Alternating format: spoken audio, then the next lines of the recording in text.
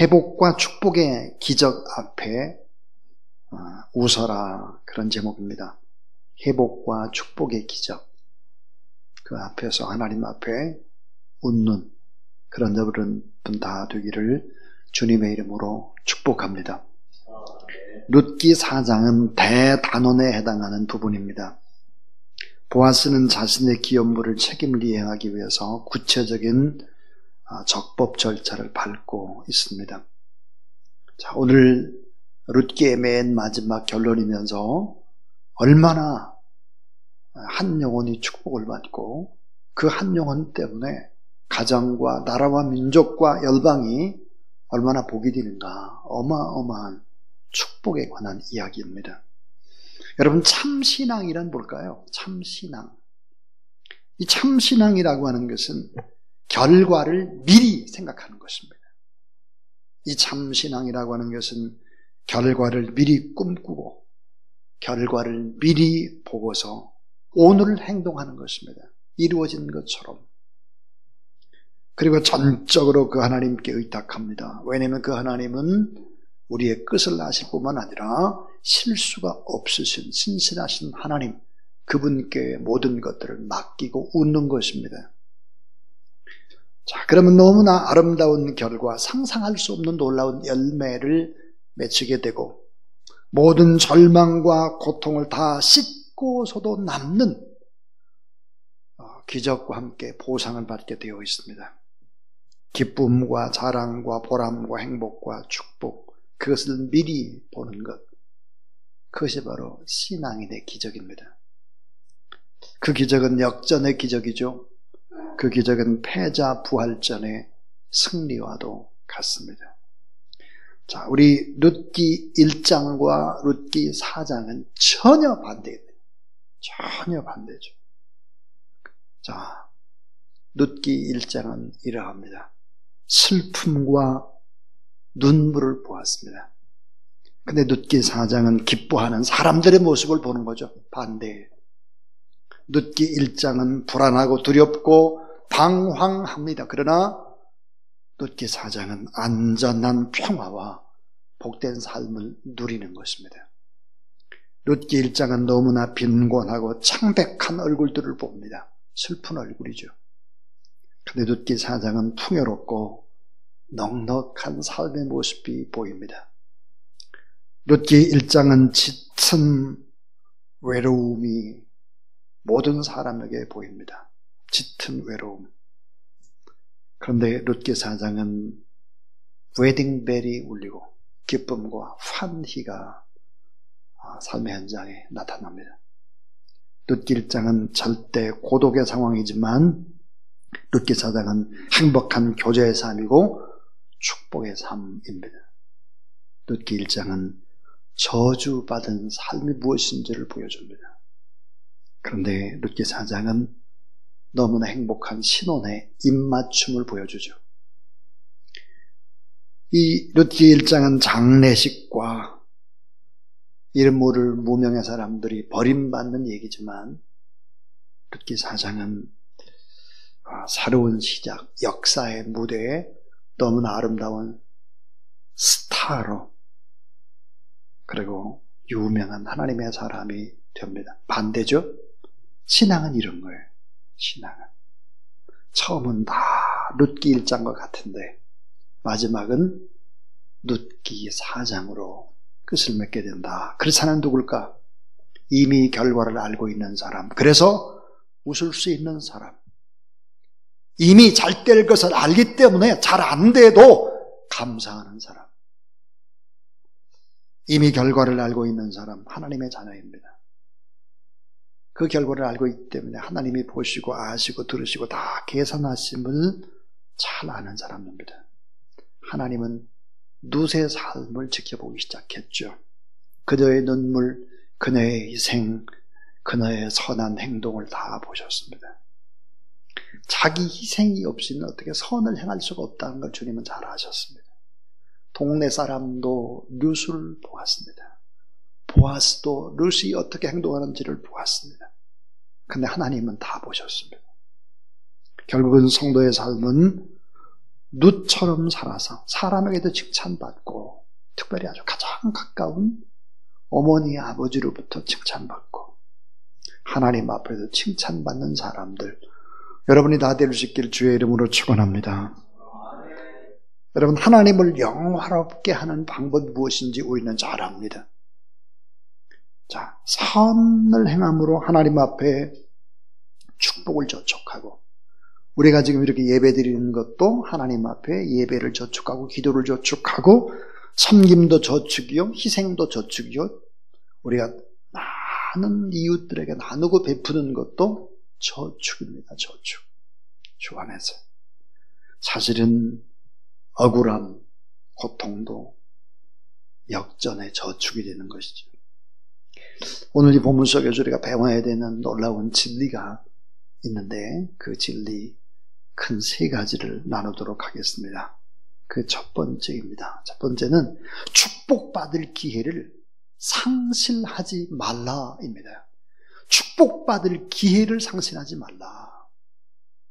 오늘 본문은 어리석은 한 사람이 소개됩니다. 너무 어리석은 사람. 근데 그 사람의 이름은 무명씨입니다. 이름이 밝혀지지 않았어요. 자, 룻을 아내로 살 수 있는 기호 1번 1순위의 사람입니다. 기호 1순위의 사람은 보아스가 아니었죠. 또 다른 친족에서 가장 가까운 기업물을 사람 한 사람이 있었습니다. 그 1순위 한 사람, 바로 룻기 4장 4절에 보면 내가 여기 앉은 이들과 내 백성의 장로들 앞에서 그것을 사라고 내게 말하여 알게 하려 하였노라. 만일 내가 물으려면 물으니와 만일 내가 물으지 아니하거든 내게 구하라 알게 하라. 내 다음은 나요. 그 외에는 물을 자가 없느니라 하고 그가 이르되 내가 물으리다 하는지라.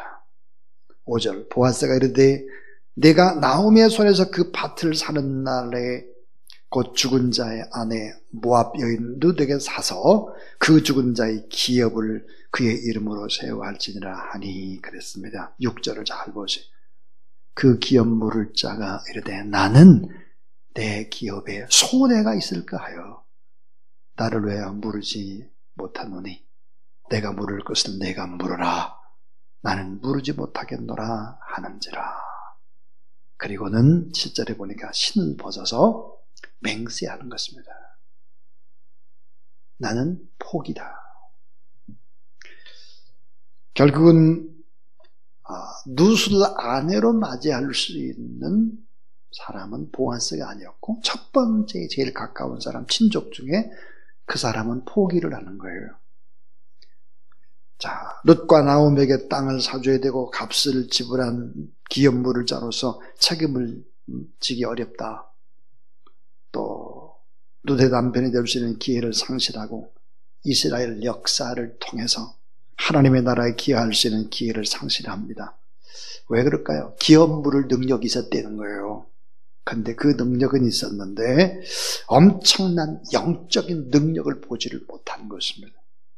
당장 어때요? 물질의 손해를 본다는 거예요. 돈 한 거예요. 이기적인 사고 때문입니다. 6절 난 물으지 못하겠다. 그래서 결국은 2번이나 반복해서 맹세하고 신을 벗어서 증명을 하고 있습니다. 신을 벗었다라고 하는 것이 뭘까? 거절한다. 다짐한다. 난 저 여자 못 거두겠다. 다짐과 증명입니다. 엄청나게 계산적인 사람이죠. 엄청나게. 이기적인 친척을 몰라라 하는 사람입니다. 돈을 손해보기 때문에 또 배려의 성품이 없어서 제1순위의 책임을 회피하는 축복받을 기회를 상실하는 사람이 있었습니다. 여러분 작은 자를 돕고 섬기는 것은 축복받을 제1순위가 되는 것입니다. 1순위. 내가 충분히 누리고 쓸 수 있는데도 불구하고 그것을 누리지 않고 나누고 베푸는 것은 축복받는 제1순위자가 되는 거죠. 자, 두 번째예요. 두 번째는 축복받을 의무를 다하라는 거예요. 축복받을 의무를 다하라. 무한 책임을 좀 져라 하는 것입니다. 보아스는 축복받을 기회, 축복받는 책임을 다합니다. 근데 이 보아스가 보면 참 사람이 대단한 사람입니다. 그러니까 예수 그리스도의 예표죠. 예수 그리스도의 모습입니다. 자, 선을 행할 때도 원칙과 절차를 지킵니다. 원칙과 절차를 지켜서 선을 행하고 있는 보아스의 모습입니다. 장로 10명을 증인으로 세웁니다. 모든 백성이 지켜보는 가운데 고엘, 그러니까 기업 물을 자를 선정하는 것이죠. 자, 자기 이익보다는 작은 자에 대한 책임이 앞서는 보아스입니다. 잠언 19장 17절에 가난한 자를 불쌍히 여기는 것은 따라하세요. 여호와께 구워드리는 것이니 그의 선행을 갚아주시리라. 예. 보아스는 이방 여인 룻을 긍휼히 여기고 그를 잘 보살피기를 원했죠. 마태복음 19장 21절에 보니까 예수께서 이르시되 내가 온전하고 잘진 데 가서 내 소유를 팔아 가난한 자들에게 주라. 그러면 하늘에서 보화가 내게 있으리니 그리고 와서 나를 따르라 하시니 그랬습니다. 자기 이익보다 작은 자에 대한 책임을 앞세우는 보아스의 모습은 정녕 예수 그리스도의 모습입니다. 또 보아스는 물질을 하나님의 것이라고 생각했습니다. 하나님의 것. 땅도 하나님의 것, 재물도 하나님의 것, 아들과 딸도 하나님의 것, 내 몸도 하나님의 것. 하나님이 요구하는 것이라면 즐겁게 희생의 값을 치르겠다는 배려, 나눔, 베품이 생활화된 보아스입니다. 또 하나 이 보아스는 지혜롭게 하나님 앞에서 행하는 것을 봅니다. 자, 가까운 친척 1순위의 사람에게 고해를 포기한다고 공식적으로 선언할 때까지 이 보아스는 아주 지혜롭게 이걸 다 선언할 때까지 룻을 보여주질 않습니다. 참 지혜로운 것 같아요. 왜냐하면 룻의 아름다움을 보면 이 제1순위의 남자가 고해를 하겠다 할 것 같으니까 안 보여주는 거예요. 안 보여주는데 그 절차는 다 따라하는 거예요. 참 대단한 사람 같아요. 룻을 보여주질 않죠. 룻의 아름다움 보고 엉뚱한 생각할까 봐 안 보여주고, 그리고는 합법적으로 선포하고 증명까지 하는 것입니다. 그래서 결국은 편법을 쓰지 않는 정직, 룻의 고엘이 되기로 보아스가 선포하고 증명하고, 그리고 나서 이 고엘은 사실은 정식 결혼 제도가 아니잖아요. 남편이 죽고 혼자 살기가 너무 힘드니까 그 여인에게 아들이 있어야 되는 거죠. 왜냐하면 아들에게만 땅이 주어져요. 딸은 땅이 없어요. 아들에게만 땅이 주어지기 때문에 결국은 아들을 낳아야 되는데, 고엘이라고 하는 것은 결국은 아이 없는 여인을 돕기 위해서 일시적인 제도였습니다. 근데 보아스는 그런 일시적인 고엘이지만 정식 결혼 예식을 합니다. 정식으로 결혼을 하는 거예요. 그리고 룻기 4장 11절에 보면 놀라운 말씀들이 나오죠. 그게 뭘까?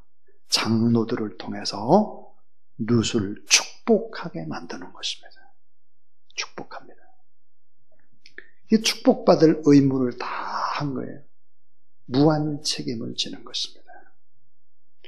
기업물을 보아스, 친척 구원자, 그는 하나님 앞에서 사람 앞에서 흠없이 절차대로 모든 것을 하고 결국은 결혼의 예식을 할 뿐만 아니라 축복을 받습니다.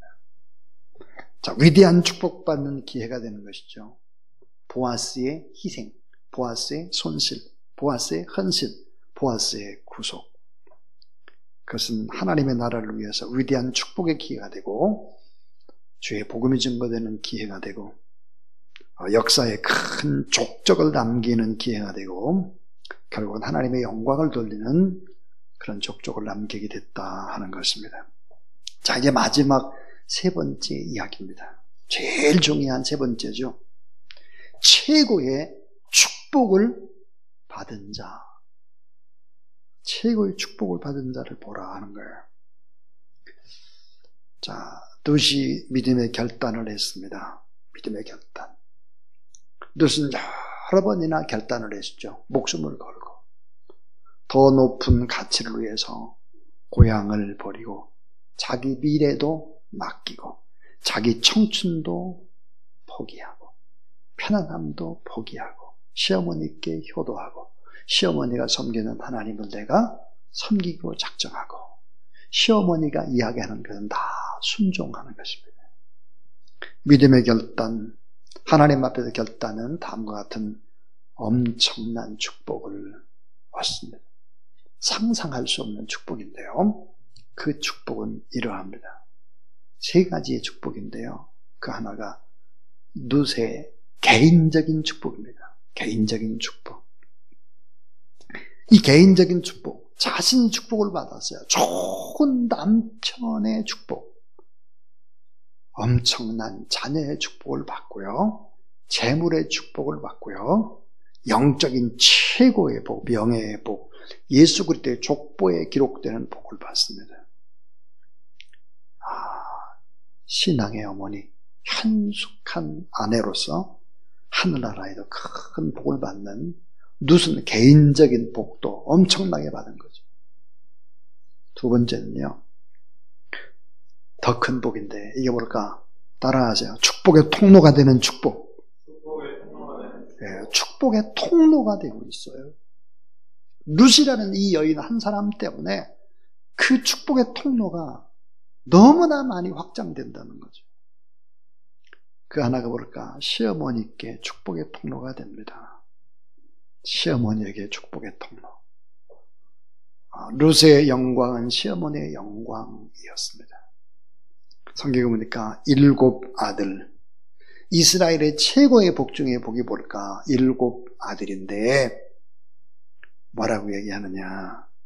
7 아들보다 더 귀한 며느리, 그렇게 얘기합니다. 7 아들보다 더 귀한 며느리. 축복의 통로입니다. 놀랍게도 룻기 4장 15절을 보면은 이런 얘기를 합니다. 4장 15절에 보면 제가 읽어볼게요. 이는 내 생명의 회복자이며 내 도년의 봉양자라. 곧 너를 사랑하며 7 아들보다 귀한 내 며느리가 낳은 자로다 하니라. 그러면서 뭐라고 얘기하느냐? 나오미가 아기를 받아 품에 안고 그의 양육자가 되니 그랬어요. 그는 이웃 여인들에게 그에게 이름을 지어주되 나오미에게 아들이 태어났다 하여. 나오미에게 아들이 태어났어요. 아들은 누가 낳는데? 룻이 낳는데 나오미는 자기 아들로 생각하는 것입니다. 참, 나오미가 아들을 낳았다. 그래서 이름을 오벳이라고 짓죠. 자, 어떤 축복의 통로가 또 됐을까요? 새 남편 보아스에게 축복의 통로가 됩니다. 새 남편 보아스에게 축복의 통로가 돼요. 보아스는 아내 때문에 유명해졌습니다. 현숙한 아내 때문에 남편의 얼굴이 빛나기 시작했죠. 룻 때문에 메시아의 족보를 잇는 아들을 뒀을 뿐만 아니라 결국은 베들레헴의 축복된 그런 자랑, 그런 사람이 됐습니다. 베들레헴에서 유명해졌다 이거죠. 다윗이 태어나고 예수 그리스도가 태어난 고향, 한 사람의 헌신이 삶의 터전, 그 사회의 영광을 다 돌린 것입니다. 또 이스라엘 민족에게 축복된 바로 축복의 통로가 됩니다. 이스라엘의 왕이 나오니까요. 이스라엘의 왕. 선민 이스라엘 민족의 역사에 남는 족적. 이것은 민족에게도 큰 축복의 통로가 됩니다. 나라와 민족에게도 뿐만 아니라 온 세상의 축복의 통로였습니다. 온 세상. 온 세상의 왕 중의 왕, 예수 그리스도가 이 족보에서 태어나기 때문이죠. 결론은 이것입니다. 결단하고 예수 그리스도를 믿으면 어떤 일이 벌어질까? 가장 좋은 축복을 예수님이 주신다는, 가장 좋은 축복을 예수님이 여러분에게 주신다는 사실을 믿으시기 바랍니다. 그러니까 예수를 믿는 거예요. 그러니까 하나님을 경외하는 것입니다. 자, 보아스하고 룻이 결혼을 했잖아요. 그 다음에 아들을 낳았어요. 자, 오벳을 낳았습니다. 이 오벳이 그 다음에 이새를 낳았죠. 이새가 결국은 다윗을 낳습니다. 다윗을. 잘 생각해 보십시오. 룻이라는 이 여인은 누구일까? 다윗의 할머니가 되는데 증조 할머니가 되죠. 결국은 이 다윗의 할아버지를 낳은 룻입니다. 다윗의 할아버지를 낳았어요. 룻이. 참 엄청난 기적의 역사가 일어났습니다.